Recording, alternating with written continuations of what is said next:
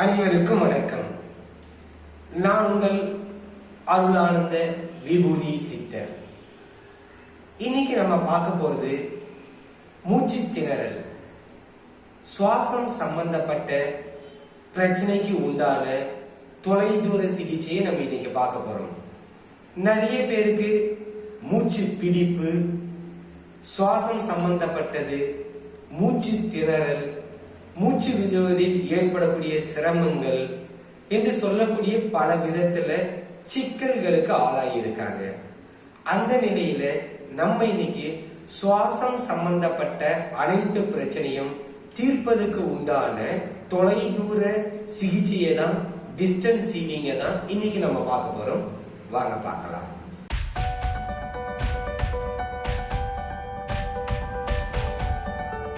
பிராணவாயு என்று சொல்லக்கூடிய மூச்சு காற்று நமக்கு முக்கியத்துவமா இருக்கு, நம்ம வாழ்க்கையை நடத்துவதற்கும் வாழ்வதற்கும். என்ன, மூச்சு நின்று போச்சுன்னா உயிர் போச்சு. என்ன, அதனாலதான் நம்ம அதுக்கு காற்றுக்கு பேரே பிராணவாயு, உயிர் காற்றுன்னு வச்சிருக்கோம். சித்தர்கள்லாம் நீங்க பார்த்திருப்பீங்க. உங்களுக்கு பெரிய சில சந்தேகங்கள் சில நபருக்கு ஏற்படும். சித்தர்கள்னாவே உடலை, உயிரை பற்றி அறிந்தவர்கள், சித்தத்தை பற்றி அறிந்தவர்களே சித்தர்கள் அப்படின்னு தெரிஞ்சு வச்சிருப்பீங்க நீங்க. அந்த நிலையில சித்தர்கள் காட்டுல தவம் பண்ணிட்டு இருந்தாங்க. சில சித்தர்கள் பாத்தீங்கன்னா ஒல்லியா எலும்பு தோலுமா இருக்கிறத நீங்க பார்க்க முடியும். சில சித்தர்கள் படத்தை நீங்க பார்த்திருப்பீங்க. ஆனா சில சித்தர்கள் பாத்தீங்கன்னா வயிறு புடைத்து நல்ல ஆஜானுபாகுவா, நல்ல உடல் திரண்டு இருக்கிறத நீங்க பார்த்திருக்க முடியும். பல பேருக்கு இந்த குழப்பங்கள் நிலவிட்டு இருக்கிறத நம்ம பார்க்க முடியுது. சித்தர்கள் சொல்றாங்க, ஆனா வயிறு பெருத்து ஒரு துந்தி மாதிரி இருக்கக்கூடிய ஒரு சூழ்நிலை இருக்காங்களே, ரொம்ப பருத்து, உடல் பருத்து இருக்காங்க அப்படின்றத நம்ம பார்க்க முடியும். சிலருக்கு அது சந்தேகம் கூட இருக்கும். ஏன்னா இன்றும் கூட நாம் வாழும் காலத்தில் சித்தர்கள் பலர் வாழ்ந்துகிட்டு இருக்காங்க. அதுவும் குறிப்பா பாத்தீங்கன்னா திருவண்ணாமலை சித்தர் பூமி என்று சொல்லுவாங்க. அங்க போகும்போது அவர்கள் பெருசா ஆடை உடுத்திக்கிட்டு அந்த மாதிரி எல்லாம் இருப்பாங்கன்னு கூட சொல்ல முடியாது. ஒரு கோவணத்தை கட்டி கொண்டோ, இடுப்புல ஒரு துணியை கட்டிக்கிட்டு, இன்னும் சொல்ல போனோம்னா அவரு சொல்லக்கூடாத இந்த வார்த்தைகள்லாம், இன்னும் சொல்ல போனா ஒரு பிச்சைக்காரங்க மாதிரி எல்லாம் கூட இருந்துகிட்டு இருப்பாங்க.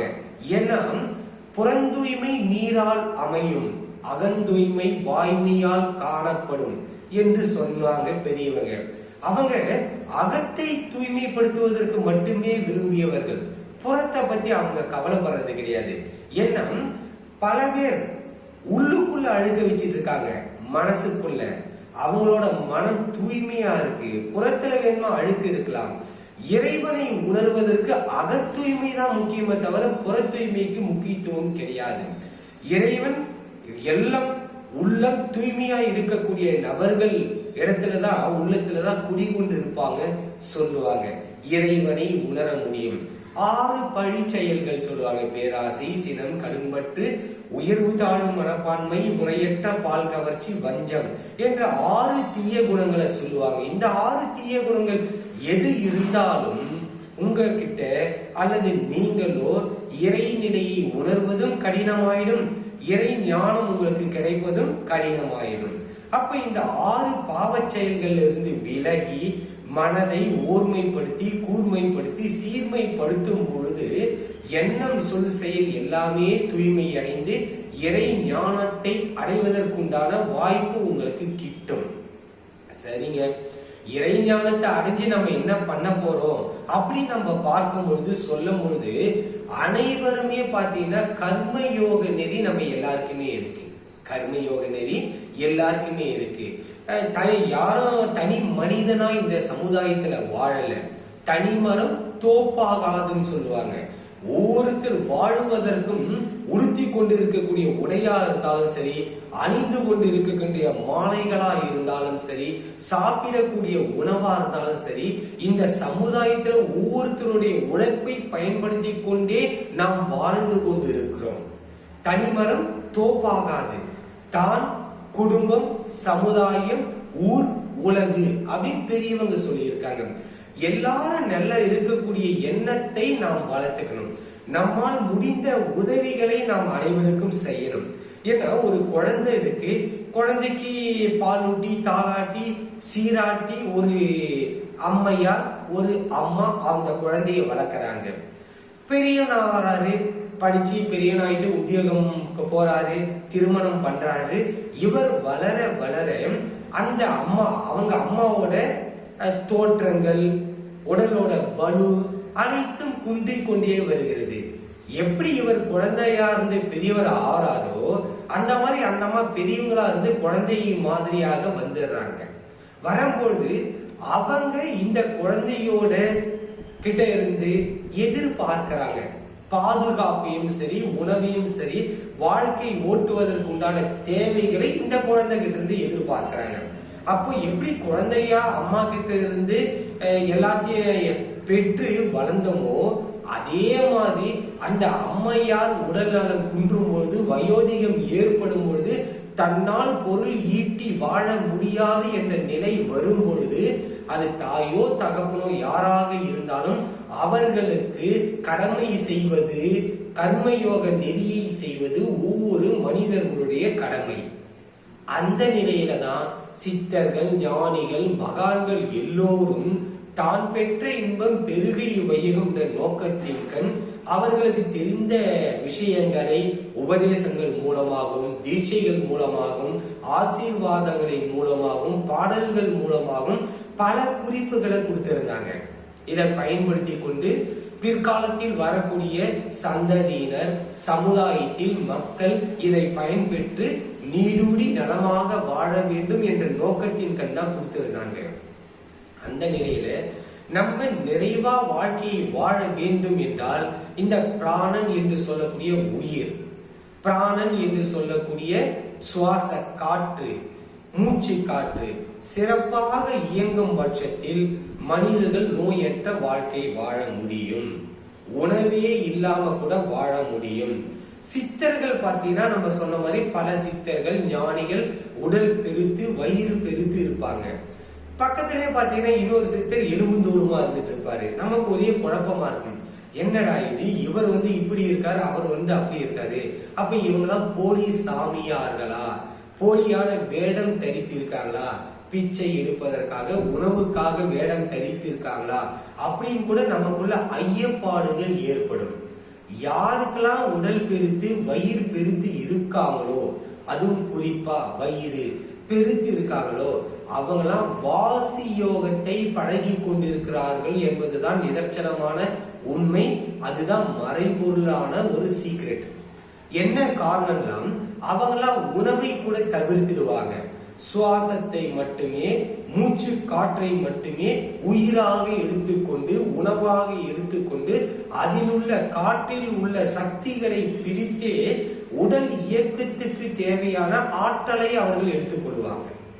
ஒரு பேச்சுக்கு எடுத்துங்க, இப்ப மாடு இருக்கு, மாடு கொடுக்கிற பால்ல பாத்தீங்கன்னா பலவிதமான விட்டமின்கள் இருக்கு, மினரல்கள் இருக்கு. ஆனா அது சாப்பிடுறது எதுன்னு பாத்தீங்கன்னா வெறும் புல்லு தழையை தான் சாப்பிடுது.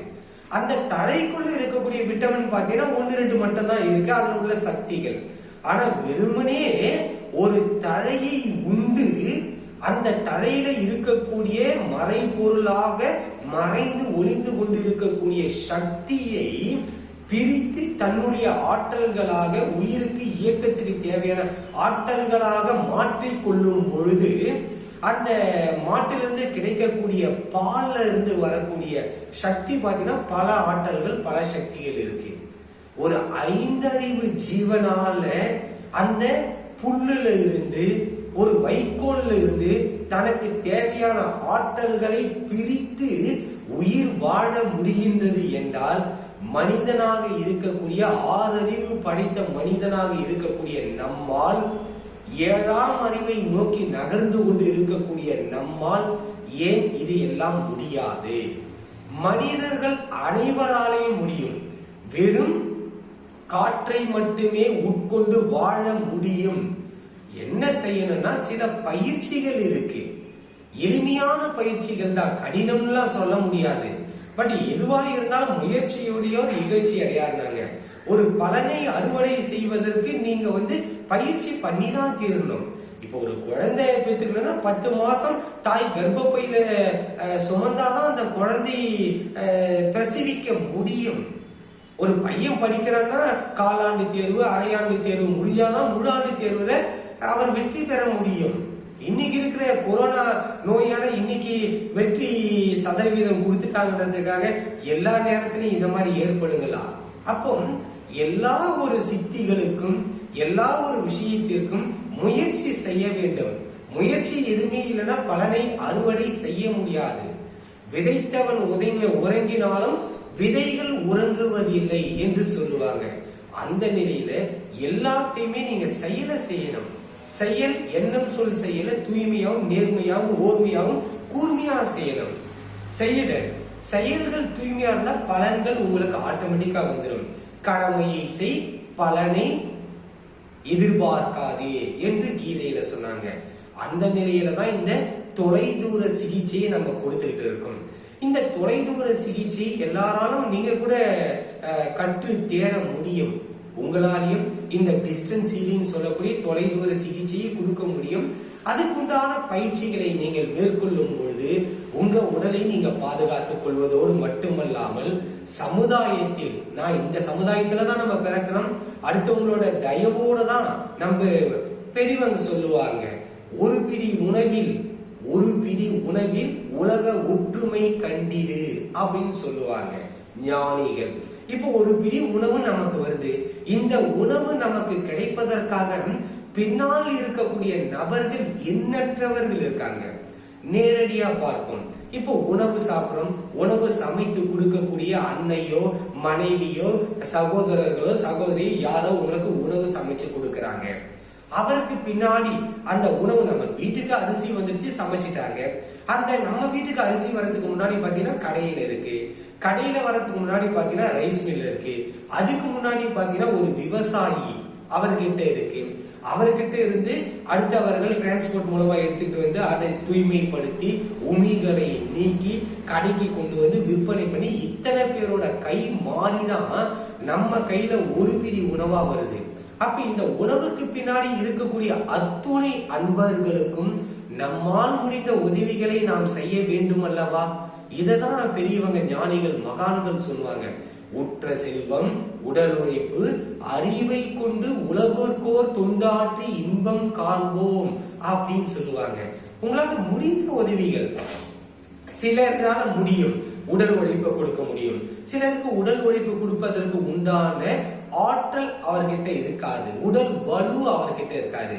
சிலர்கிட்ட பார்த்தீங்கன்னா பொருளாதார உதவியை கொடுப்பாங்க, அவர்கிட்ட பணம் இருக்கும், ஆனா உடல் இயலாமை இருக்கும், அவரால் ஃபீல்டு ஒர்க் பண்ண முடியாது. போதுமான அறிவு அடுத்தவங்களுக்கு பாடத்தை புகட்டக்கூடிய அளவிற்கு அவருக்கு ஒருவேளை ஞானத்தில் குறைவு ஏற்பட்டிருக்கலாம்.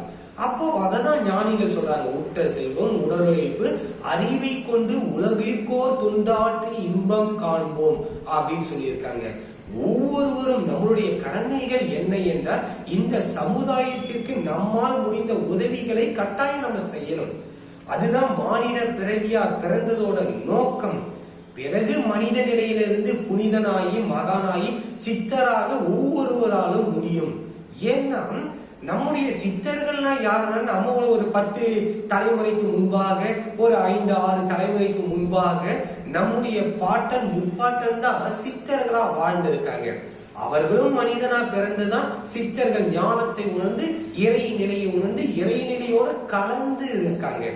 நம்மாலும் அந்த நிலையை எய்த முடியும் என்று யார் ஒருவருக்கு ஏக்கங்கள் இருக்கின்றதோ ஆர்வங்கள் இருக்கின்றதோ அத்துணை அன்பர்களுக்கும் அதற்குண்டான பாடத்திட்டத்தை கொடுத்து பயிற்சிகளை கொடுத்து சித்தனாக்கி கொண்டிருக்கின்ற ஒரு நிலையில தான் நம்ம இருந்துட்டு இருக்கோம். உங்களில் யார் ஒருவர் இறை ஞானத்தை உணர்வதற்கு உண்டான பயிற்சி முறைகளை எடுத்துக்கொள்ள விருப்பமோ சித்தர் ஆக வேண்டும் என்ற விருப்பமோ அனைவரும் தொடர்பு கொண்டு பலனை நீங்கள் அனுபவிக்கலாம்.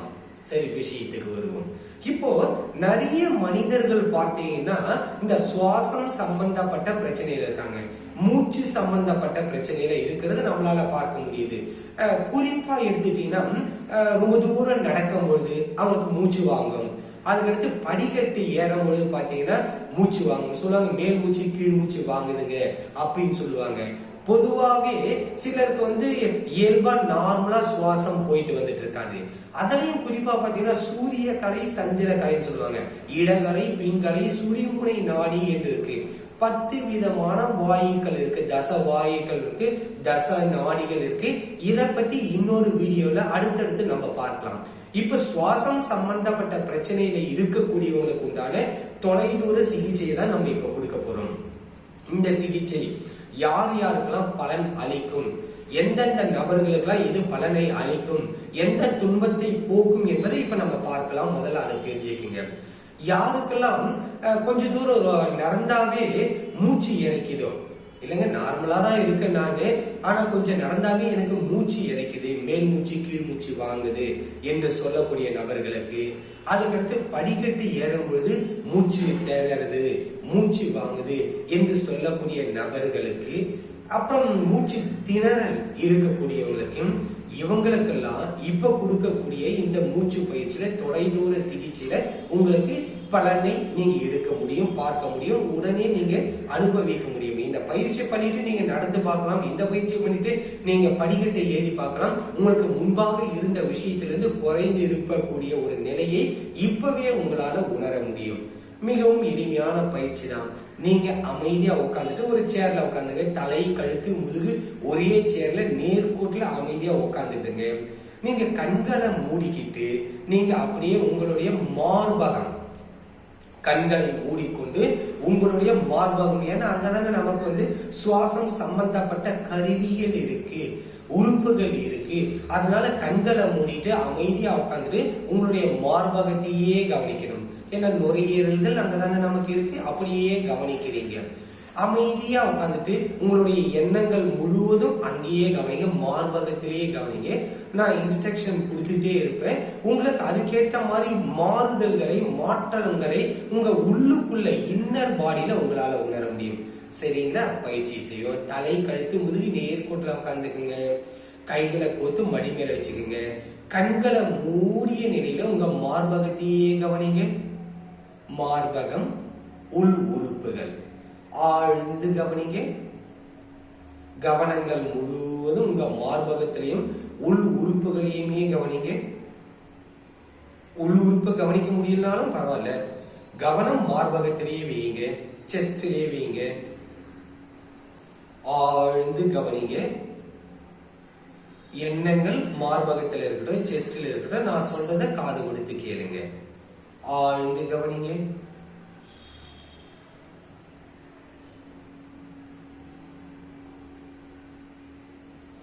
எண்ணங்கள் முழுவதும் மார்பகத்திலேயே கவனிங்க.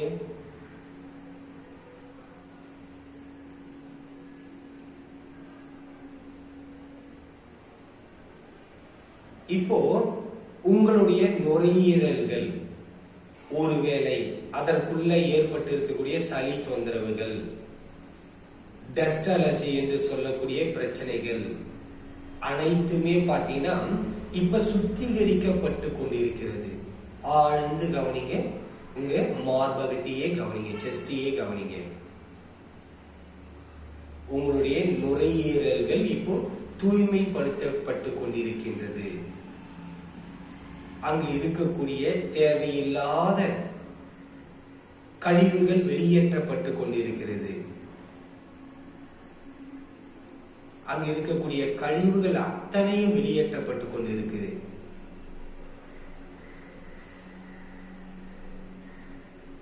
சுவாச பாதைகள் மூக்கிலிருந்து நுரையீரல்கள் வரை முழுவதும் பாதைகள் சுத்தப்படுத்தப்பட்டு கொண்டிருக்கிறது.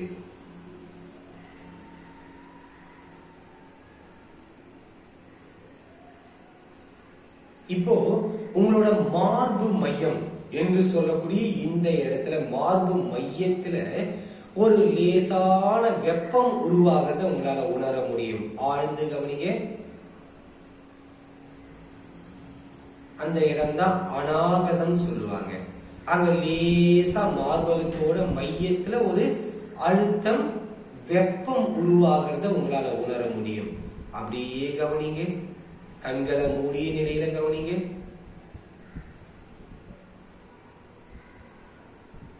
இப்போ உங்க மூக்குல இருந்து நுரையீரல்கள் வரை சுவாச பாதை அனைத்தும் சீர்படுத்தப்பட்டு விட்டது. இயல்பான மூச்சு உங்களுக்கு நல்லா இப்ப விட முடியும். மூச்சு திணறல்கள் உங்களுக்கு குறைஞ்சிருக்கும்.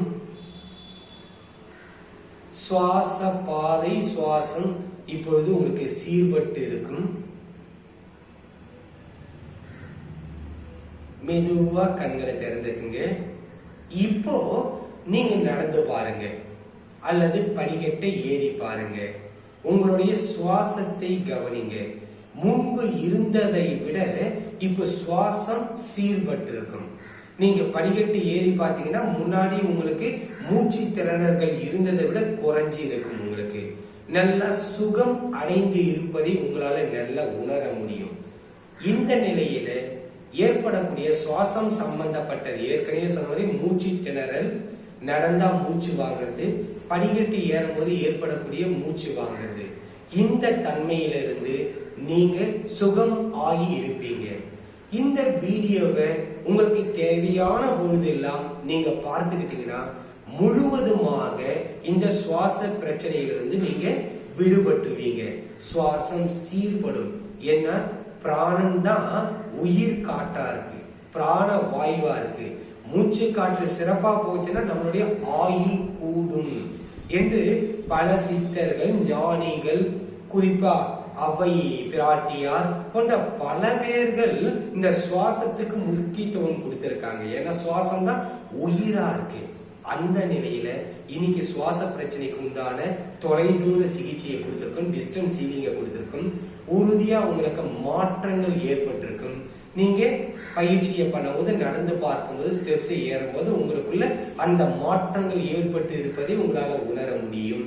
இந்த பதிவை பார்த்து இருக்கக்கூடிய அனைத்து அன்பர்களுக்கும் எவருக்கேனும் சித்தர் நிலையை அடைவதற்கு உண்டான ஆர்வங்கள் இருந்தால் நம்முடைய கைபேசி எண்ணை அணுகி அதை நீங்க நம்மளோட தொடர்பை ஏற்படுத்தி கொண்டு இத்தகைய உயர்ந்த நிலையை உங்களாலும் அடைய முடியும்.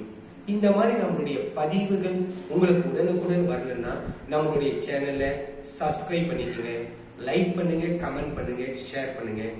மீண்டும் ஒரு பதிவில் சந்திப்போம். அனைவருக்கும் வணக்கம்.